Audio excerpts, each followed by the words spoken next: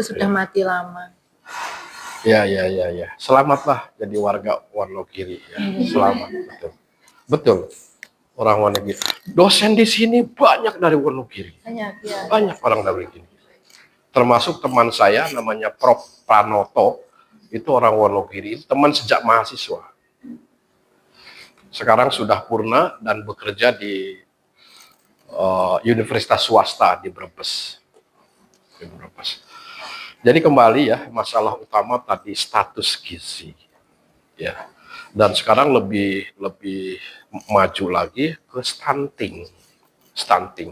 Stunting itu secara harfiah pendek cebol, pendek cebol. Ya, tetapi sebetulnya terjadi gangguan pertumbuhan otak di era golden period. Ya, tadi cara menghitung stunting. Ya, caranya menentukan stunting ada alat, ya, tinggi badannya tinggal diatur-atur. Nah, untuk usia di bawah 3 tahun dengan tidur, yang sudah di atas 3 tahun dengan berdiri pakai itu. Itu tentang stunting. Dan yang lebih memprihatinkan, studi stunting itu terjadi gangguan pertumbuhan otak sehingga terjadi gangguan intelektual. Ada yang menyatakan sekarang intelektual IQ-nya anak-anak Indonesia kurang dari 80, sudah sama dengan stunting. Jadi kalau misalnya di masa pemerintah kemarin, pemerintahan Jokowi dilakukan pemeriksaan IQ anak, ya akan kurang. Kenapa? Karena program gizi kurang diperhatikan. Ya, saya punya pengalaman di daerah. Itu yang namanya program lain, program gizi anak sekolah yang namanya PMTAS diambil untuk program lain. Ya. Karena gizi itu kan nggak ketara, nggak kelihatan. Ya, lain halnya dengan membangun gedung, kelihatan fisiknya. Ya. Jadi ibu punya anak berapa? Baru 1. Usianya berapa? 3 tahun. Ya, utamakan anak, jangan mengutamakan suami. Ya. Salah kaprah di kita. Ya. Jangan dulu makan anak-anak, nanti bapakmu dulu. Kenapa? Ya bapak yang mencari uang.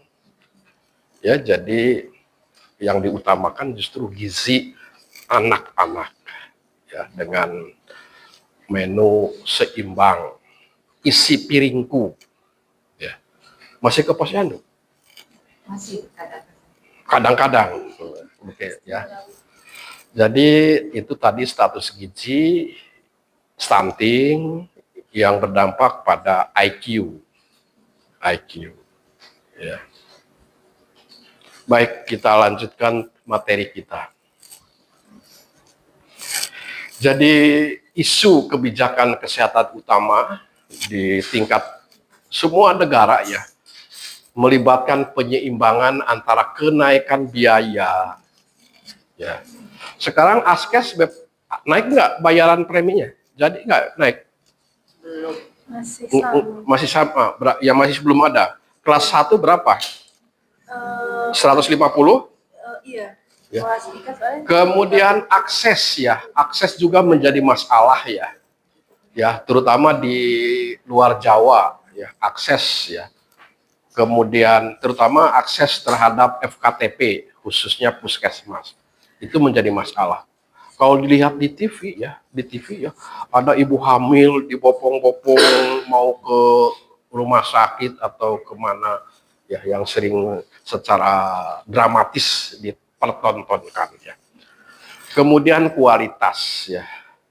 Kemudian di samping kebutuhan mendesak seperti kesehatan mental, ini mendesak, ya, apalagi di situasi sulit, ya, kesulitan ekonomi, situasi bencana, ya, kemudian di situasi angka kekerasan di rumah tangga, kekerasan terhadap anaknya laki perempuan? Laki-laki. Laki-laki. Kalau anak laki-laki biasanya dekat dengan ibunya ya. Ya, jadi jangan ada kekerasan kesehatan mental ya. Kesehatan mental yang kita kenal di saat ini yang paling mudah terdeteksi antara neuris dengan psikosis ya. Psikosis ya. Kelainan jiwa, kelainan mental ya. Kemudian ada perawatan. Nah, ini kesetaraan sebetulnya istilahnya adalah equity, keadilan kesehatan, mengejar kesenjangan rasial. Ini kalau di kita ras ya, tidak begitu dominan ya. Dan kesiapan menghadapi pandemi ya. Kita harus siap menghadapi pandemi karena sampai kapanpun dalam perjalanan hidup manusia akan terjadi pandemi lagi. Mulai dulu ada pandemi flu burung, ada pandemi lagi COVID, ya akan terjadi itu. Karena itu ulahnya orang-orang yang tidak suka terhadap kehidupan manusia di dunia ini. Manusia-manusia yang serakah itu menganggap bahwa dunia ini penghuninya terlalu banyak, maka perlu ada depopulasi. Caranya di mana? Dibunuh sama kuman-kuman itu. Nah, kemudian di sini ada kesiapan dipengaruhi oleh teknologi, kekurangan tenaga kerja, harga obat, dan di sini ada determinan sosial kesehatan. Ya.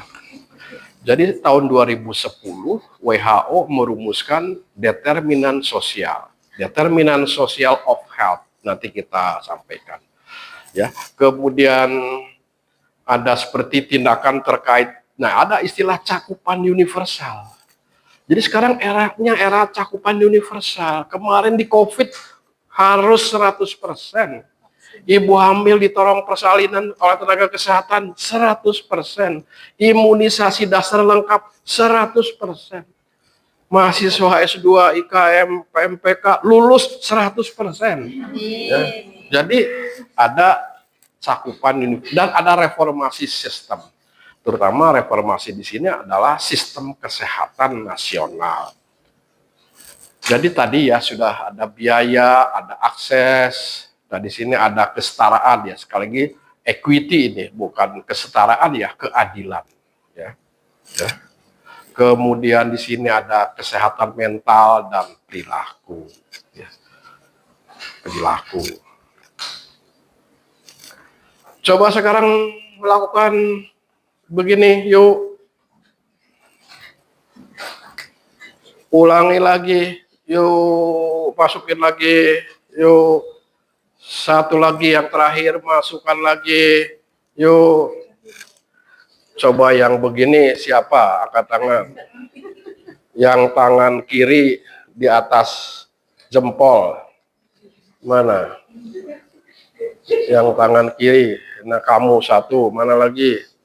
Tangan kiri 2, 3, mana lagi? 4, 5. Yang lainnya tangan. Bisa nggak dirubah? Bisa nggak dirubah? Bisa. Bisa. Bisa.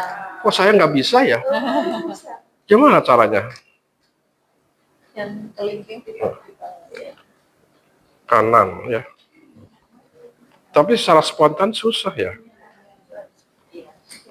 Jadi dari demonstrasi ini menunjukkan bahwa pertama dominasi otak. Kalau yang ini dominannya otak kiri. Otak kiri itu untuk numerik. Numerik. Kalau yang ini di depan otak kanan yang dominan. Ya. Otak kanan yang dominan. Ini terutama terkait dengan hati, perasaan, ya. Ya seperti yang pernah disampaikan ya sekarang ya sampaikan hasil penelitian dunia CA mame, CA cervix lebih banyak menyerang wanita-wanita melankolik dari wanita-wanita sanguistik. Itu penelitian dunia. Wanita melankolik itu wanita yang kalau putus cinta, nangisnya, air matanya berember-ember.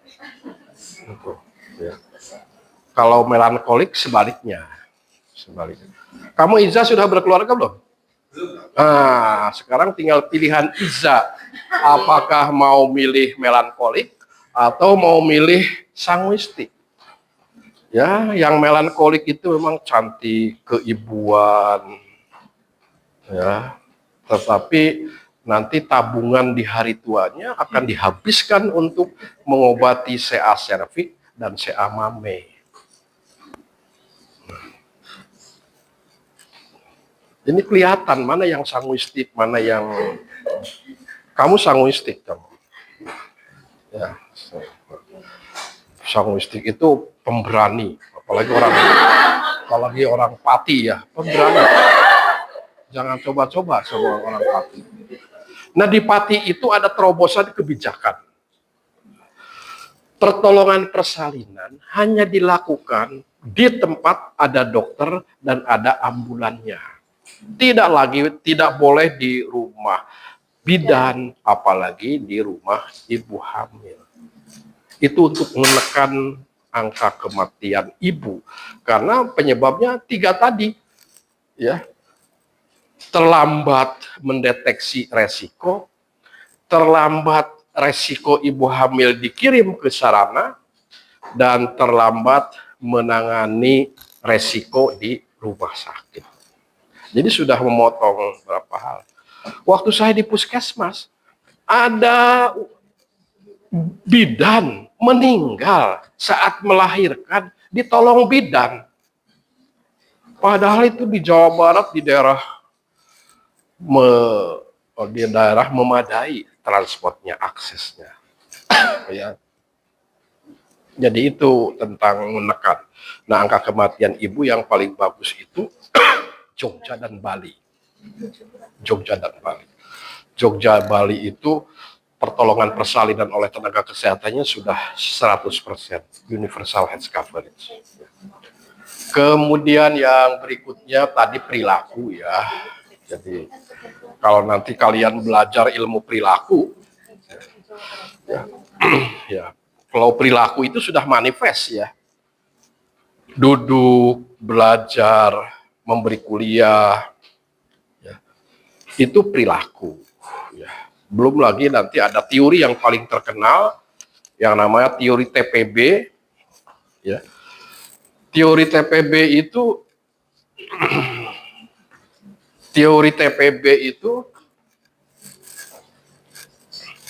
disebut sebagai teori yang intra tapi juga inter. Ya. Bahwa perilaku itu ditentukan di awalnya itu oleh sikap terhadap perilaku. Kemudian yang kedua ada norma subjektif.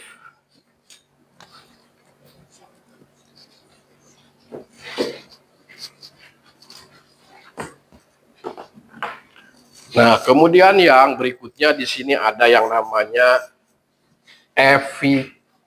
efikasi diri.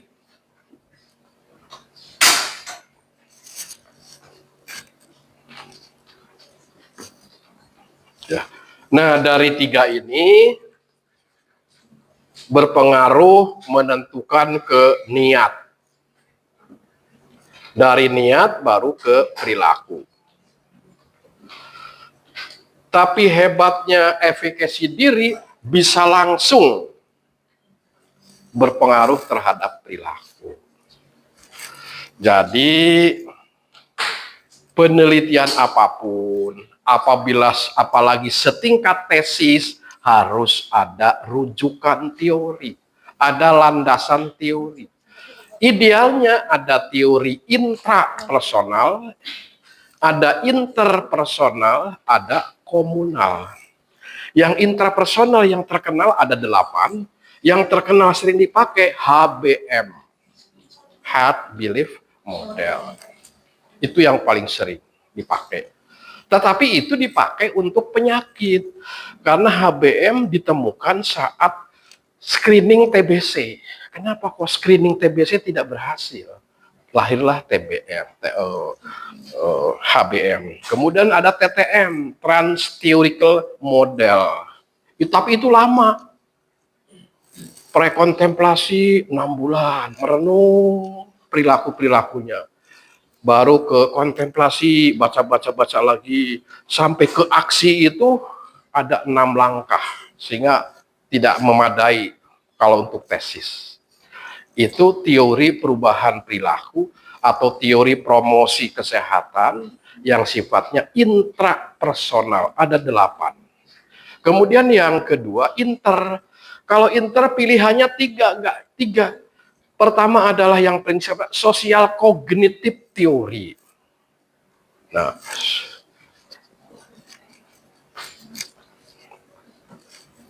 Nah, hebatnya self efficacy di teori ini, mulai dari di sini ada self efficacy.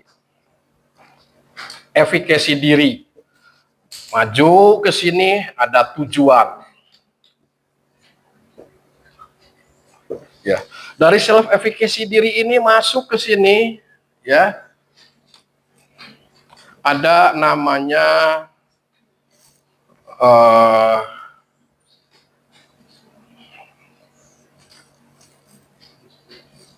dampak, ya, ada dampak, ya. Kemudian di sini ada sosio, ya. Di sini termasuk ada yang namanya fasilitator. Ya. Kemudian baru di sini ke perilaku. Ini ke perilaku. Nah, perilaku. Hebatnya self efficacy, dia bisa langsung ke perilaku. Ya. Jadi sekali lagi harus merujuk teori. Di proposal itu, di alinea yang ketiga, alinea pertama itu tentang isu kebijakan. Katakanlah kalau penelitiannya stunting, gimana isu kebijakan stunting? Nah, kita berpikir piramida terbalik. Makro, dunia, internasional, meso, nasional, regional, kemudian mikro, lokal, kabupaten, kota.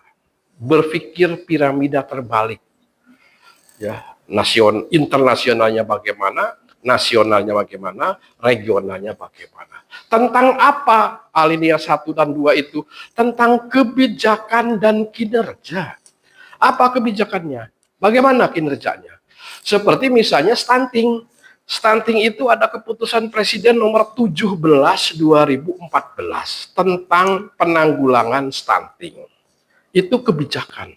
Di situ ada namanya tim percepatan penurunan stunting. Dan timnya itu lengkap, ya, multi lintas sektoral, termasuk dinas kesehatan, termasuk petugas kesehatan, tim itu.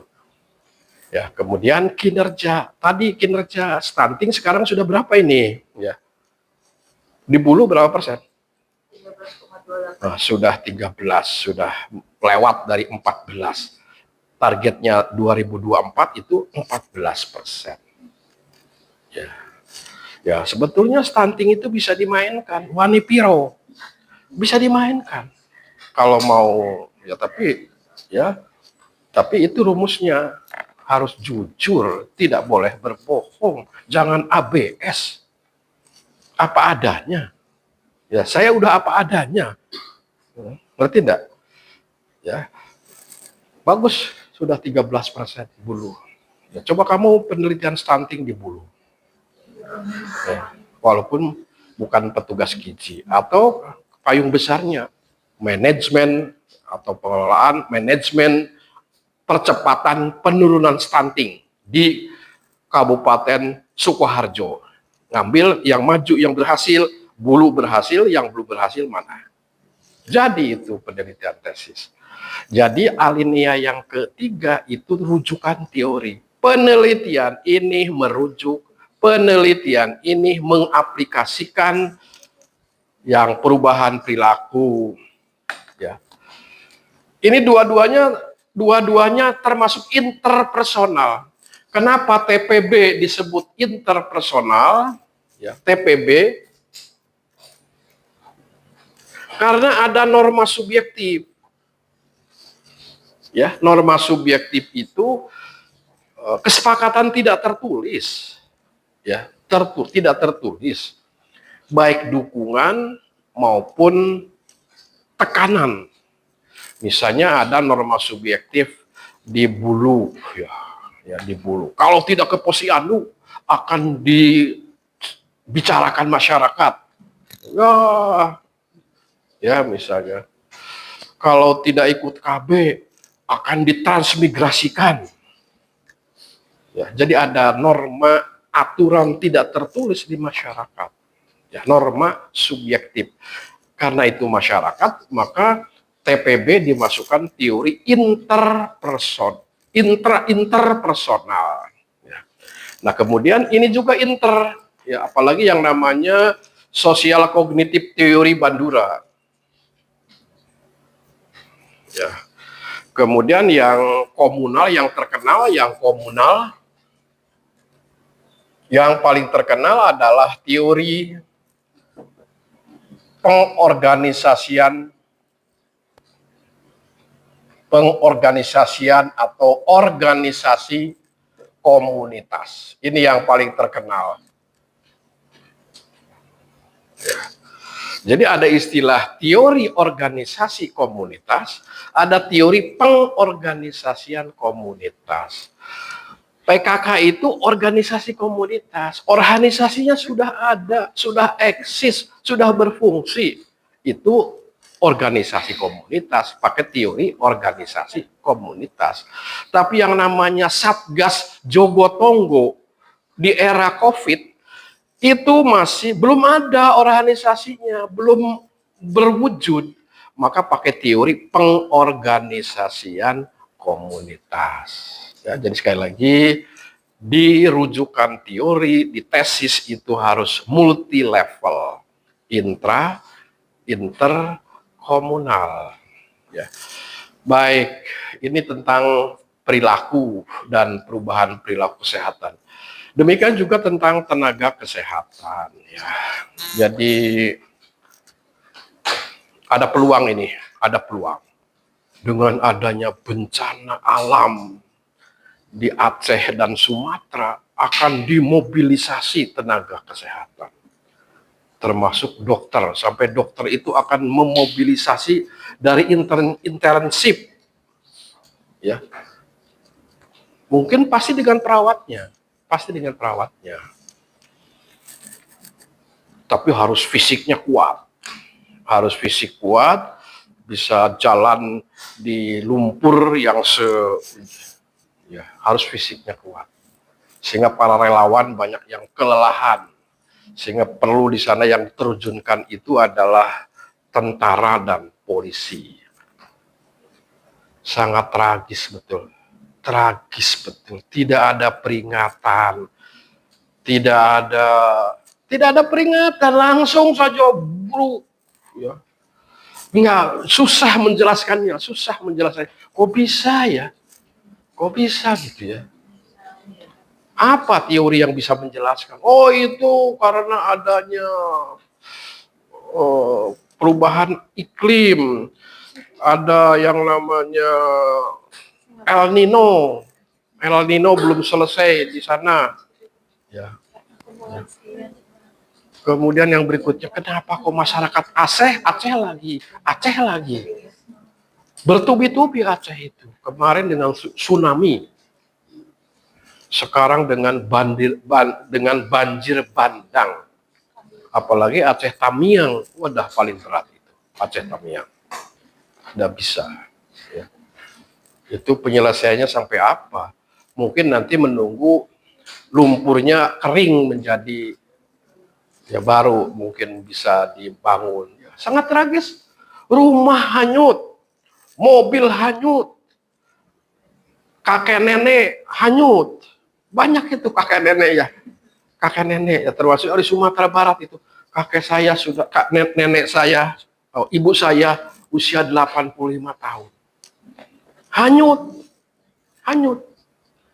Ya. itu bencana alam, ya, bencana alam.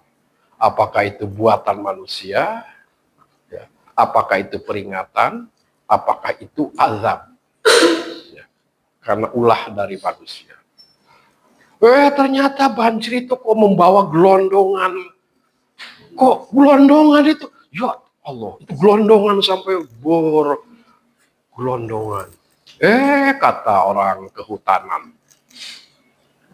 Kata orang kehutanan. Tidak ada itu pembalakan hutan. Itu dari pohon yang sudah tua. Akarnya sudah tidak tahan lagi, begitu datang banjir bandang, maka pohon itu tumbang, terbawalah. Itu dari penjelasan Menteri Kehutanan. Ya. Tapi kok ada bekas gergajinya gitu loh, rapi banget gitu ya. Kok ada bekas gergajinya gitu. Ya. Hah? Ada? Ada nomornya ya, nomor kode nomor ya. Ya Allah, ya Rabbi. Ya. Sampai sejak November sekarang sudah berapa? 12 hari ya? 12 hari ya, sudah 12 hari. Ya saya tuh nggak bisa kemana-mana. Ya, nggak bisa kemana-mana di situ saja. Ya, mau pergi ke sana ya lumpurnya sedemikian tinggi. Mau kontak siapa nggak ada sinyal. Ya, nggak tahu gimana itu Pak Prabowo menyelesaikannya. Nggak tahu. Mumet itu. Ya. Jadi tenaga kerja, ya, dokter, perawat, profesional kesehatan masyarakat, ya termasuk ahli IKM, gitu. Masalah yang disampaikan dari data, 60% puskesmas di luar Jawa tidak ada dokternya. Sehingga BPJS mengalami, masyarakat mengeluh, tidak ada dokternya. Sehingga ada namanya rujukan atas permintaan pasien. Ada nggak, pernah menemukan nggak? Tapi tidak banyak. Tidak kami layani. sesuai indikasi. Oh, soal indikasi. Saya itu 20 tahun di puskesmas, jadi tahu liku-likunya. Ini Pak dokter, saya sakit ini, dapat obat ini. Ini ibu ini sakitnya ini, obatnya ini. Kok sama? Jawabnya gimana? Kondisinya berbeda. Tapi obatnya sama. Kok obatnya sama? Ya udah Pak lah, yang penting sembuh, insya Allah gitu ya. Ya. Sekarang obat BPJS berapa hari berapa R? Ada ketentuan nggak? Nggak ada, Prof. Dari BPJS itu malah intinya ya kita diminta sesuai sadar, tapi ya itu yang diberikan ke kami untuk operasional itu diberikannya dalam bentuk uang atau obat? Oh, kapitasi. Kapitasi dalam bentuk uang berarti ya? Iya, betul. Oh, jadi tidak ada batasan jenis dan jumlah obat gimana? Tidak ada batas. Jadi puskesmas yang belanja? Yang belanja kalau di Kabupaten Sidoarjo sebagian masih di handle APBD dari jauh, tapi yang tidak dicukupi APBD puskesmas cukupi. Saya terakhir meninggalkan puskesmas tahun 2008. Di era-era akhir 2008, 7, 6, di akhir ya. Dulu waktu di era sebelum otonomi daerah, obat askes itu dikirim dalam bentuk obat, dikirim ke puskesmas. Sehingga jenis dan jumlahnya melimpah dan hebat-hebat. Itu.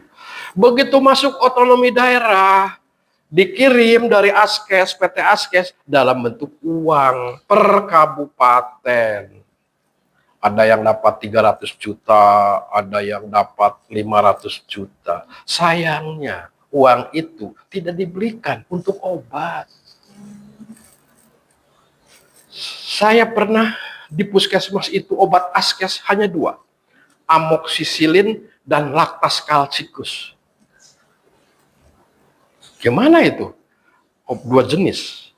Akhirnya dinas kesehatan membuat surat edaran ke puskesmas, obat impres bisa digunakan untuk obat askes. Celokon dah itu. Celokon dah itu. Artinya orang askes menggerogoti jatahnya orang-orang non askes. Itu pengalaman saya.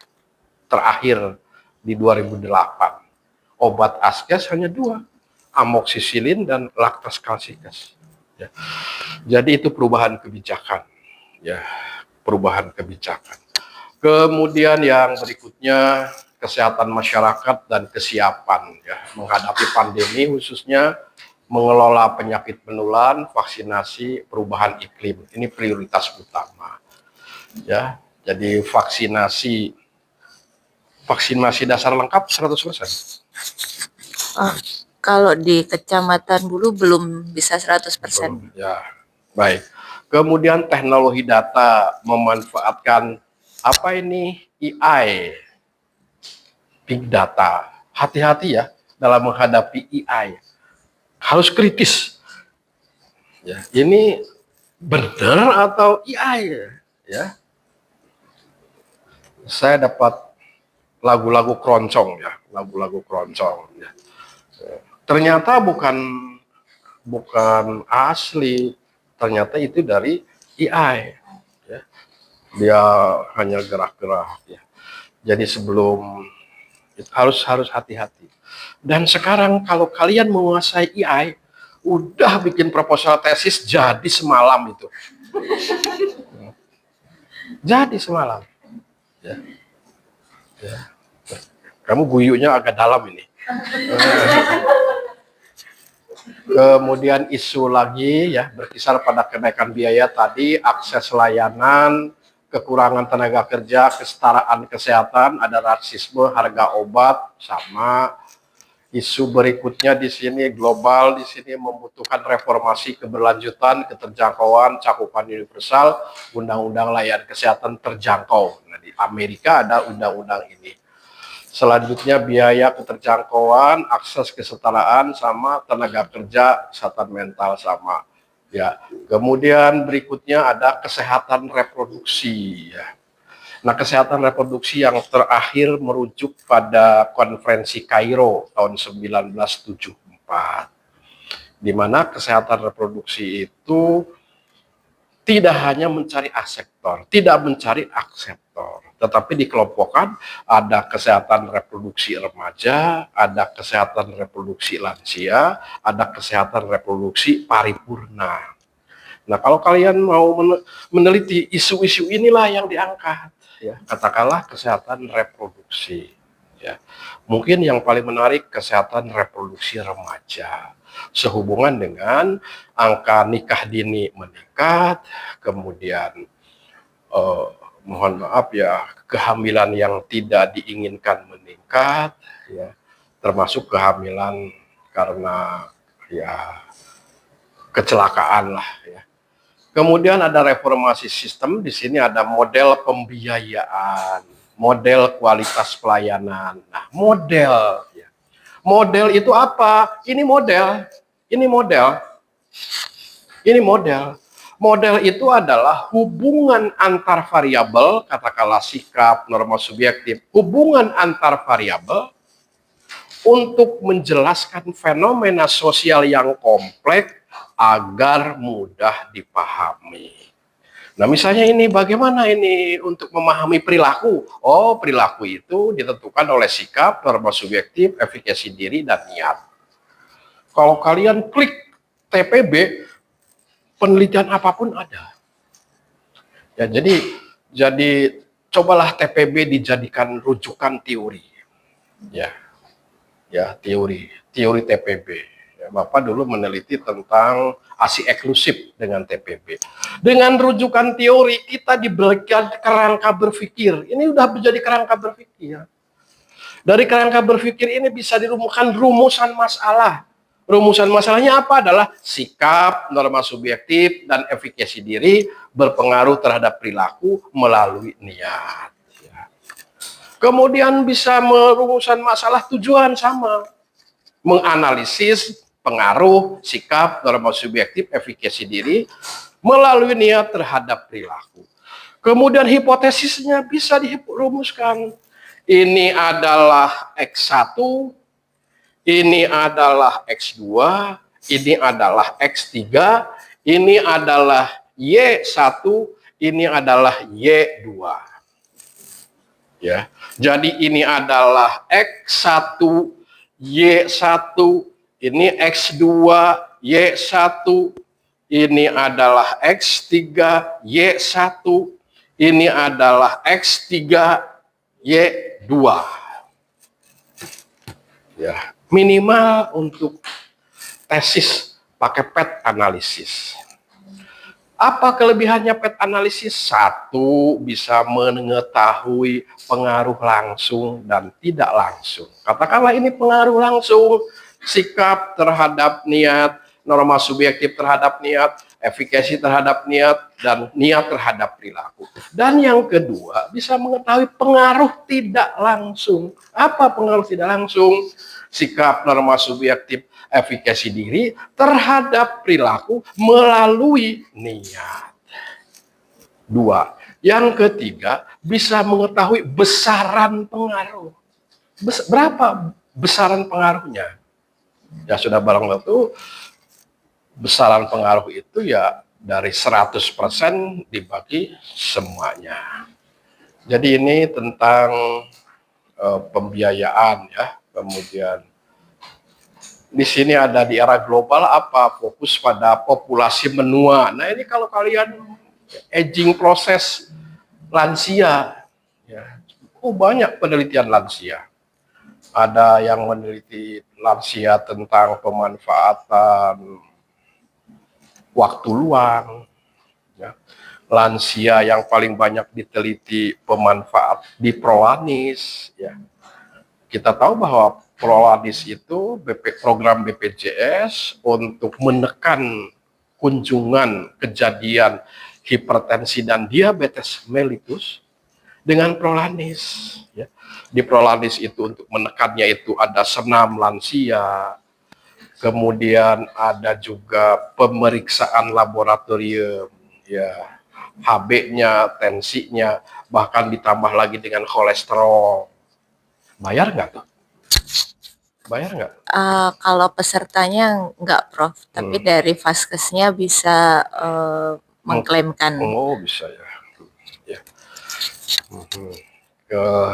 Kan sekarang itu BPJS ke puskesmas itu menitik beratkan ke promotif preventif ya, dengan tidak mengesampingkan kuratif dan rehabilitatif. Ada berapa posyandu lansianya? Di kami ada 65. Jadi setiap desa atau setiap RW